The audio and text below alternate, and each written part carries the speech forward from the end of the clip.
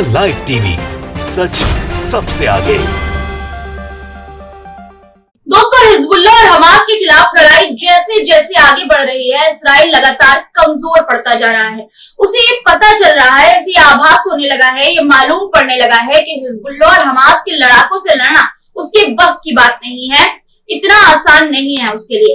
इसलिए अब वो जंग में रासायनिक हथियारों का इस्तेमाल कर रहा है। जी हाँ दोस्तों, मानव अधिकार हनन की दुहाई देने वाला देश इसराइल खुद मानव अधिकार की धज्जियां उड़ा रहा है, न सिर्फ बल्कि अंतर्राष्ट्रीय कानून की भी खुलकर अनदेखी कर रहा है। उसने हिजबुल्लाह के खिलाफ फास्फोरस बम का इस्तेमाल किया है। फास्फोरस बम क्या है और इसके इस्तेमाल पर प्रतिबंध क्यों लगाया गया है और क्यों ये एक बेहद ही घातक हथियार है, तमाम सवालों के जवाब भी हम आपको इस वीडियो में बताएंगे। इसके अलावा इसराइल मानवता का दुश्मन तो है ही, साथ ही उसे किसी की धार्मिक मानवता की भी कद्र नहीं है। एक बार फिर उसने फिलिस्तीनियों की धार्मिक भावनाओं को चोट पहुंचाया है। अल कुद्स के पुराने शहर में अल अक्सा मस्जिद परिसर में अवैध इसराइली घुस गए। पूरी खबर आपको विस्तार से बताऊंगी। इसके अलावा आपको बताऊंगी कि युद्ध में इसराइल न सिर्फ रासायनिक हथियारों का इस्तेमाल कर रहा है, बल्कि वो और भी ज्यादा तबाही मचाने के लिए रोबोट्स का इस्तेमाल कर रहा है। जी हाँ, बिल्कुल सही सुना आपने। युद्ध में रोबोट का वो किस तरह से इस्तेमाल कर रहा है और इसराइल की इस कार्रवाई का दुनिया भर में क्यों विरोध हो रहा है, ये खबर भी हम आपको आगे इस वीडियो में बताएंगे।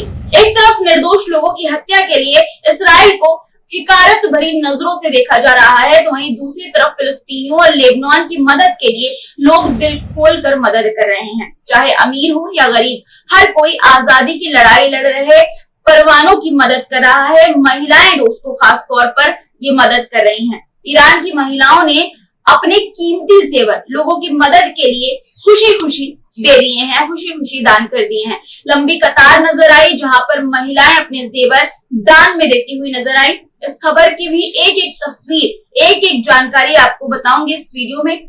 इसराइल की तमाम नापाक साजिशों के बावजूद किस तरह हिजबुल्लाह इसराइल को माकूल जवाब दे रहा है और हिजबुल्लाह के रॉकेट और मिसाइलों ने इसराइल के हाइफा शहर में किस कदर तबाही मचाई है, उसकी भी तस्वीर आपको हम दिखाएंगे। इसके अलावा आपको बताऊंगी कि इसराइल इतना अब डर गया है कि वो मीडिया को चेतावनी दे रहा है कि वो असलियत, वो सच्चाई न दिखाएं, सच्चाई छुपाएं।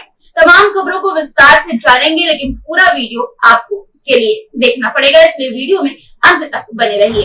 आदाब दोस्तों, मैं हूं मिसबा खान और आप मुझे द लाइव टीवी पर देख रहे हैं, जो हमेशा आपको खबरों की तह तक जाकर सच से रूबरू कराता है। सबसे पहले वो खबर जिसको लेकर दुनिया भर में इसराइल को नफरत भरी निगाहों से देखा जा रहा है।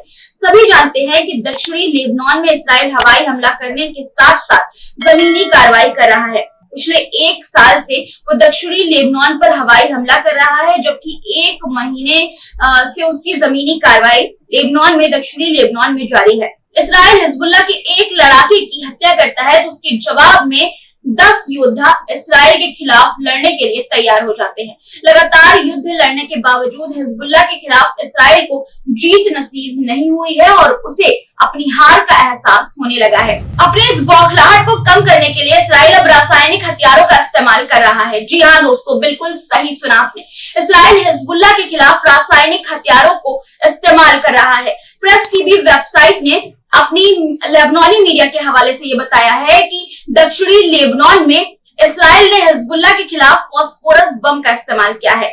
इसराइली लड़ाकू विमानों ने दक्षिणी लेबनान के शहरों को निशाना बनाया, साथ ही कफर शुबा के बाहरी इलाकों में फास्फोरस के गोले दागे, जिससे शहर के जंगलों में आग लग गई। जानकारों के मुताबिक हाल के दिनों में लेबनान की राजधानी बेरूत और उसके आसपास के शहरों पर यूरेनियम और रसायन से बनी मिसाइलों से बमबारी की गई है। इस तरह के घातक हमले का मकसद लेबनान की बुनियादी ढांचे को तबाह करना है, साथ ही वहां की मिट्टी, हवा, पानी और हजारों लोगों के शरीर को भी जहरीला बनाना है। दोस्तों, वेबसाइट ने नवंबर 2023 की एक तस्वीर भी साझा की है जब इसराइल ने फास्फोरस बम का इस्तेमाल किया था। रिपोर्ट के मुताबिक 2023 के बाद फिर से इसराइल ने फास्फोरस बम का इस्तेमाल किया है। हालांकि इस रासायनिक हमले की वजह से दक्षिणी लेबनान में कितना नुकसान हुआ है इसकी जानकारी फिलहाल सामने नहीं आई है। जिनको नहीं मालूम उनको आप बता देती हूँ दोस्तों कि फास्फोरस बम रासायनिक बम की कैटेगरी में आता है और युद्ध में इसके इस्तेमाल पर अंतर्राष्ट्रीय प्रतिबंध लगा है। ये प्रतिबंध क्यों लगा है और फास्फोरस बम कितना घातक है ये भी मैं आपको बताती हूँ दोस्तों। देखिए दोस्तों, सफेद फास्फोरस खुले हवा में मौजूद ऑक्सीजन के संपर्क में आने पर जल जाता है और ये तब तक जलता है जब तक उसे हवा से ऑक्सीजन मिलती रहती है। इसकी गर्मी से लगभग 815 डिग्री सेल्सियस की गर्मी पैदा होती है। आप सोच सकते हैं कि पानी जब उबलता है तो उसका तापमान 100 डिग्री सेल्सियस होता है और जब इससे 8 गुना ज्यादा गर्मी निकलेगी तो तबाही कितनी मचेगी, किस हद तक मचेगी। सफेद फास्फोरस के इस्तेमाल में आने पर लोगों की हड्डियां तक दोस्तों जल जाती है क्योंकि ये फैट में घुल जाता है। इसलिए सफेद फास्फोरस के टुकड़े इलाज के बाद भी घावों को बढ़ा सकते हैं और खून में घुस सकते हैं और कई अंगों को बेकार कर सकते हैं। ड्रेसिंग हटने के बाद भी जब ये घाव फिर से ऑक्सीजन के संपर्क में आते हैं तो पहले के ही तरह जख्म हो जाता है। मामूली जलन भी अक्सर घातक होती है और दोस्तों जो जिंदा बच भी जाएं उनके विकलांग होने की आशंका बढ़ जाती है। कुल मिलाकर ये रासायनिक बम काफी हद तक सेकेंड वर्ल्ड वॉर में जापान पर गिराए गए परमाणु बम की तरह तबाही मचा सकते हैं। आप ये समझ सकते हैं इससे। अब आपको इसी तरह की एक और हैरान करने वाली खबर बताती हूँ। इस्राइल किसी भी सूरत हाल में जंग जीतने के लिए रोबोट का इस्तेमाल कर रहा है। सोचिए अब दोस्तों, जब उसके सैनिक कम पड़ गए हैं, जब उसके सैनिक जंग नहीं जीत पा रहे हैं, जब उनके सैनिक उसको लगा इसराइल को कि मेरे सैनिक अत्याचार करने में तो पीछे हैं, तो उसने रोबोट का इस्तेमाल करना भी शुरू कर दिया। मानवाधिकार मामलों पर नजर रखने वाले यूरो मेडिटेरेनियन मानवाधिकार मॉनिटर ने उत्तरी गाजा में चल रहे जमीनी हमले के दौरान विस्फोटकों से लदे रोबोट के इस्तेमाल के लिए इजराइल की निंदा की है। बयान में कहा गया है कि हथियारों के तौर पर रोबोट के इस्तेमाल से भारी तबाही मची है और जान माल का नुकसान हुआ है। दावा किया गया है कि जबालिया शरणार्थी शिविरों को निशाना बनाकर की गई इस्राएली कार्रवाई के पिछले 10 दिनों में 300 से ज्यादा लोगों की हत्या की गई है। वहीं इन सब के बीच फिलिस्तीनी आस्था के खिलाफ इस्राएल ने घातक कदम उठाया है। अल कुद्स के पुराने शहर में अल अक्सा मस्जिद कैंपस में हजारों की संख्या में इस्राएली घुसपैठी दाखिल हो गए। दोस्तों, इस्राएली घुसपैठिए दाखिल हो गए और ये सब कुछ इस्राएली सैनिकों की मौजूदगी में हुआ, उनकी नजरों के सामने हुआ। चश्मदीदों के मुताबिक इस्राएल के मंत्री इतामार बेन गवीर की देखरेख में वो मस्जिद कैंपस में दाखिल हुए, जबकि इस्राएली सैनिकों ने फिलिस्तीनी लोगों को मस्जिद में जाने से रोक दिया। ये घटना क्षेत्रीय संघर्ष को और बढ़ावा दे सकती है क्योंकि ये फिलिस्तीनी आस्था और अधिकारों पर एक सीधा हमला प्रतीत होता है। अब आपको बताती हूँ कि हिजबुल्लाह के लड़ाके किस तरह इस्राइल को मुंह तोड़ जवाब दे रहे हैं। आपको इसकी तस्वीर भी दिखाऊंगी दोस्तों, देखिए इसकी तस्वीर पहले आप, उसके बाद आगे की बात करेंगे।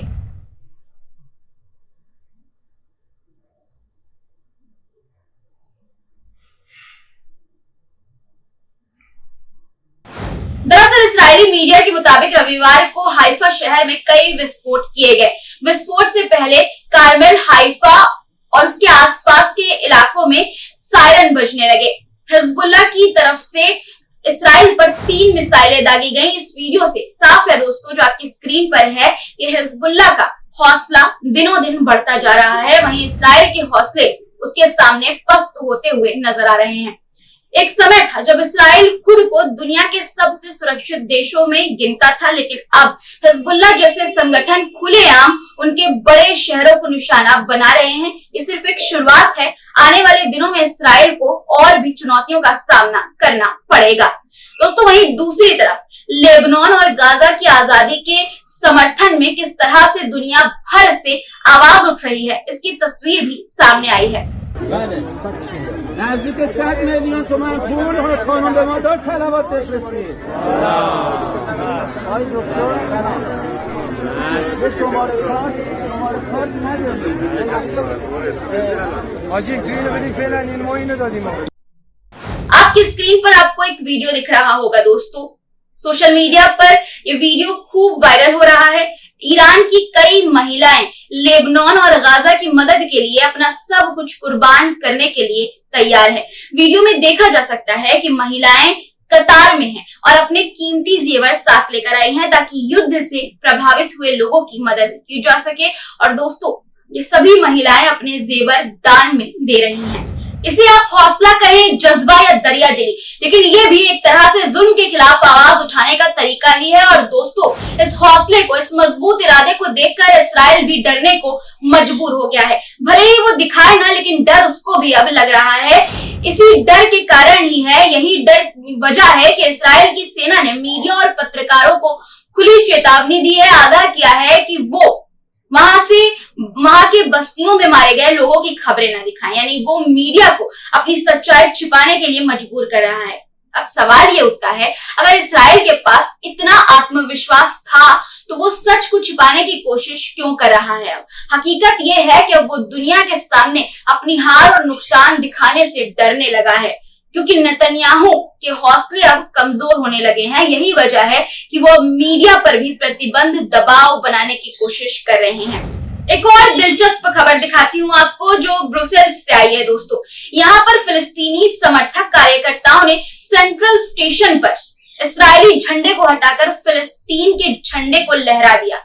ये घटना बताती है कि दुनिया भर में इस्राएल के खिलाफ गुस्सा कितना बढ़ रहा है। अब सिर्फ फिलिस्तीन ही नहीं, बल्कि यूरोप के दिल में भी इस्राएल के खिलाफ आवाज उठने लगी है, जो कि अब नजर भी आ रही है। ये सिर्फ एक प्रतीकात्मक घटना नहीं है, बल्कि इसका मतलब है कि अब इस्राएल को हर जगह से विरोध का सामना करना पड़ रहा है। दोस्तों, ये घटनाएं साफ तौर पर ये दिखाती हैं कि इस्राएल का दबदबा अब कमजोर हो रहा है। अब उसे न केवल अपने अंदर के संकट से लड़ना पड़ रहा है, बल्कि बाहरी मोर्चों पर भी उसकी हालत पतली होती हुई नजर आ रही है। ये घटनाएं इस्राएल के लिए चेतावनी है कि अब उसकी गलत नीतियों का विरोध हर कोने से होने लगा है।